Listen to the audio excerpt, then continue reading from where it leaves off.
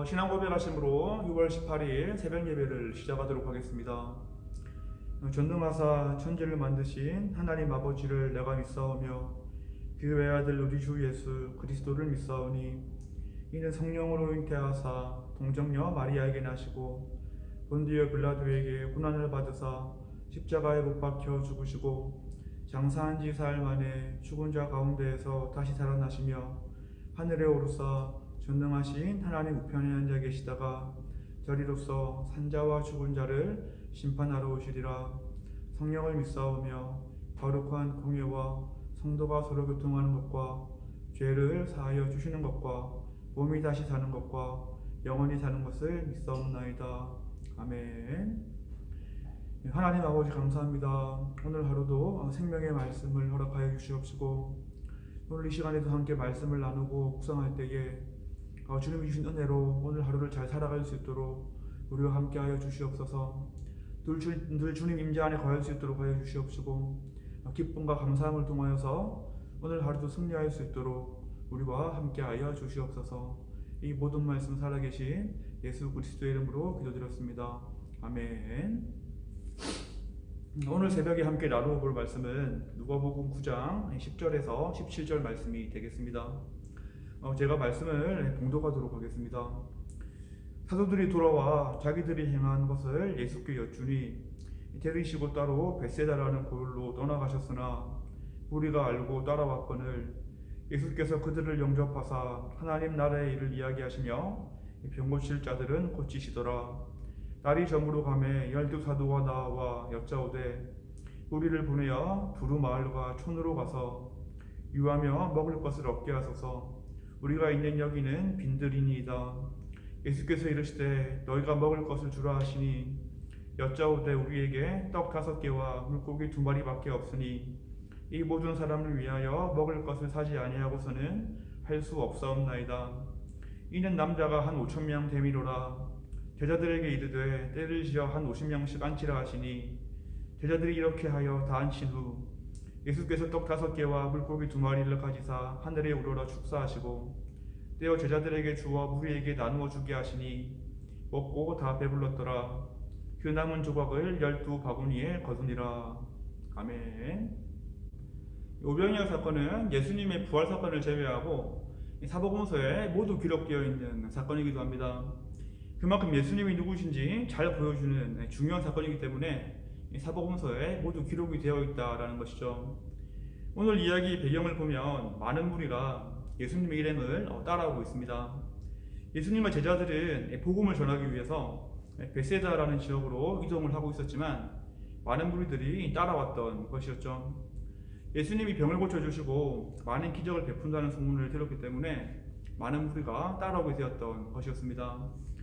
당연히 전도 일정에도 차질이 생길 수밖에 없었겠죠. 하지만 예수님은 이들을 물리치지 않으셨고 영접하는 모습을 보여주고 있다는 것입니다. 그리고 하나님 나라의 일을 말씀하셨고 병을 치유하는 모습을 보여주었다라는 것이죠. 그런데 너무나 많은 사람들이 모여들어서 시간이 오래 걸리게 되었던 것 같습니다. 해가 지고 날이 저물게 되었습니다. 저녁이 되자 당연히 사람들은 배가 많이 고파졌겠죠. 그래서 먹을 것을 구해야만 했습니다. 그런데 지금 장소가 어디입니까? 바로 빈들이었습니다. 먹을 것과 마실 것을 전혀 구할 수 없는 장소였던 것이었죠. 제자들은 그래서 예수님께 이러한 제안을 하고 있습니다. 12절 말씀에 이렇게 나와 있죠.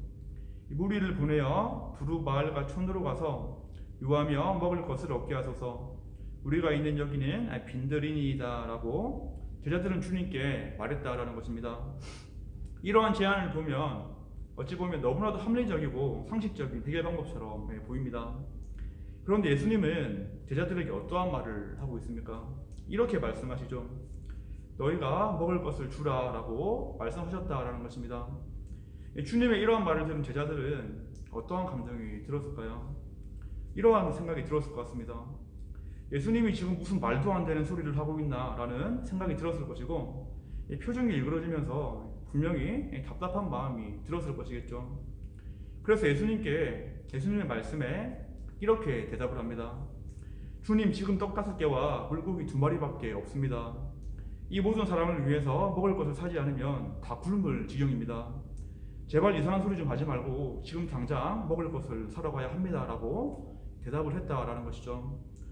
제자들은 5,000명이라는 사람들의 수에 압도되어서 계속해서 할 수 없습니다, 할 수 없습니다, 불가능합니다 라는 말만 반복하고 있었던 것이었습니다. 그런데 이들의 문제가 무엇이었습니까? 예수님이 옆에 있음에도 불구하고 계속해서 이러한 모습을 보였다라는 것이죠. 이러한 제자들의 모습은 분명히 믿음이 없는 모습이었습니다. 이제까지 예수님이 행하시는 수많은 기적을 보아왔음에도 불구하고 예수님의 능력을 까맣게 잊고 있는 그런 모습을 보여주었기 때문이었죠. 그렇다면 제자들은 어떠한 모습을 보이는 것이 맞는 모습이었을까요? 5,000명의 사람들에게 먼저 물어보았어야 했습니다. 누가 음식 가진 사람이 없습니까?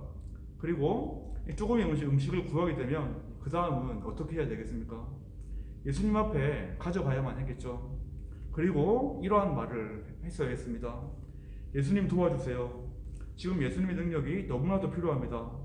우리는 할 수 없지만 예수님은 많은 사람들을 먹일 수 있는 분입니다 라는 그런 고백을 했어야 한다는 것입니다. 하지만 제자들은 그러한 모습을 전혀 보이고 있지 않다라는 것이죠. 이러한 믿음 없는 제자들의 모습을 보시고 예수님은 말씀하십니다. 너희가 말했던 떡 5개와 물고기 2마리를 한번 가져와 봐라. 그리고 사람들을 50명씩 모아서 앉혀놓아라 라고 부탁을 하십니다. 그렇다면 이 떡과 물고기는 어디서 생긴 것일까요? 누가복음에는 기록되어 있지 않지만 요한복음을 보면 한 어린 소년이 들고 온 것이라고 되어 있습니다. 사실 이 떡과 물고기는 우리 생각보다 더 보잘것이 없는 음식이었습니다. 성경 원어를 보면 그 의미가 더 크게 다가오는데 성경 원어로 떡을 미슈나라고 하죠. 일반적으로 사람들이 먹는 떡이 아니라 짐승들이 즐겨 먹는 떡을 일컫는 것이었습니다. 그리고 물고기는 이크수스라고 하는데 살이 올라서 먹음직한 물고기가 아니라 상품 가치가 전혀 없는, 그래서 어부들이 버리는 물고기였다라는 것이죠. 아무런 기대도 할 수 없는 빈들에서 전혀 도움이 되지 않을 것 같은 작은 것을 주님은 가져와 보라고 명령하신 것이었습니다. 그런데 지금 빈들에서 어떠한 일이 일어나고 있습니까? 예수님은 이 작고 보잘것없는 것들을 사용하셔서 5,000명의 사람들을 배불리 먹이시고 12광줄이나 남기신 것이었습니다. 이 모습이 17절에서 이렇게 말씀하고 있죠. 먹고 다 배불렀더라. 그 남은 조각을 12바구니에 거두니라. 아멘. 어떠한 기대도 가질 수 없는 빈들이라는 곳에서 예수님의 손에 들려진 보잘것없는 떡과 물고기는 큰 역사를 일으켰던 것이었습니다. 그렇다면 이제 우리는 오병이어 사건이 주는 영적인 교훈이 무엇인지 점점 더 다가오게 됩니다.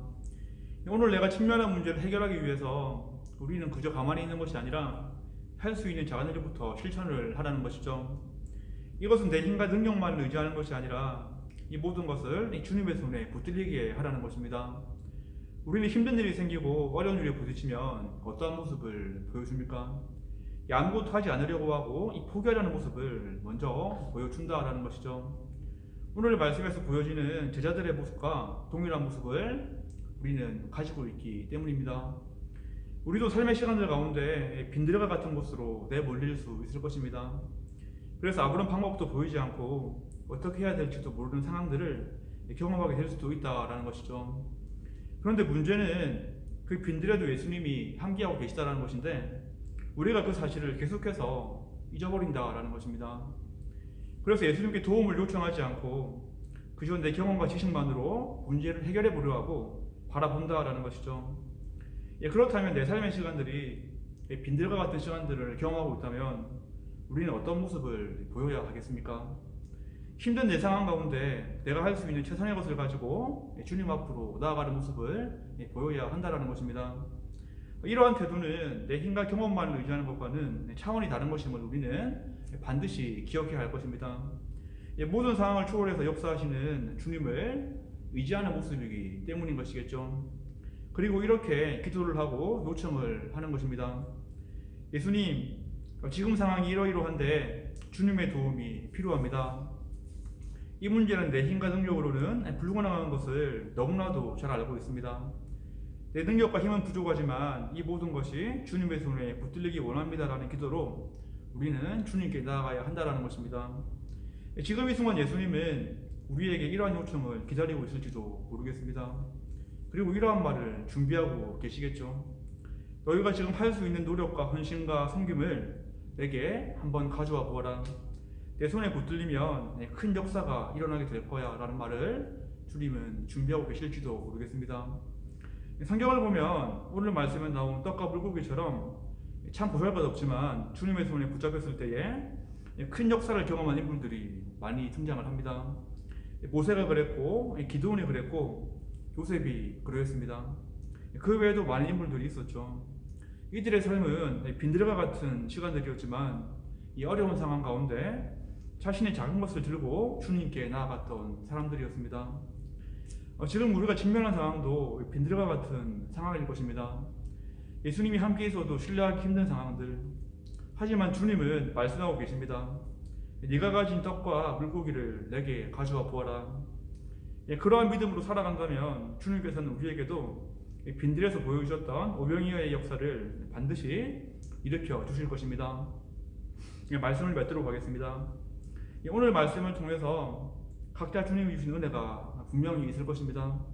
다시 말씀을 묵상해 보시면서 다시 은혜를 구해 보시기를 바라겠고, 오늘 하루의 삶을 살아갈 때에도 내가 드릴 수 있는 최선의 것을 주님께 드리면서 오병이어의 기적을 경험할 수 있는 모든 분들이 되기를 주님의 이름으로 축원하겠습니다. 기도하겠습니다. 하나님 아버지 감사합니다. 오늘은 오병이어 사건을 통해서 주님의 은혜를 다시 발견하게 됩니다. 우리가 비록 빈들과 같은 시간들을 지나고 있지만 주님을 신뢰하며 주님을 의지할 수 있는 마음들을 허락하여 주시옵시고, 우리들이 주님께 가져갈 수 있는 최선의 것을 가지고 주님께 나아갈 수 있도록 우리들의 마음을 축정하여 주시옵소서. 그러한 순종의 모습으로 살아갈 때에 우리 삶 가운데 역사하여 주시옵시고, 온전히 주님과 동행할 수 있는 그런 마음으로 이 시간들을 승리할 수 있도록 우리와 함께하여 주시옵소서. 이 모든 말씀 살아계신 예수 그리스도의 이름으로 기도드렸습니다. 아멘. 주기도문 다짐으로 새벽 예배를 마치도록 하겠습니다. 하늘에 계신 우리 아버지여, 이름이 거룩히 여김을 받으시오며 나라가 임하시오며 뜻이 하늘에서 이루어진 것 같이 땅에서도 이루어지이다. 오늘 우리에게 일용할 양식을 주시옵고, 우리가 우리에게 죄 지은 자를 사하여 준 것 같이 우리의 죄를 사하여 주시옵고, 우리를 시험에 들게 하지 마시옵고 다만하게서 구하시옵소서. 나라와 권세와 영광이 아버지께 영원히 있사옵나이다. 아멘.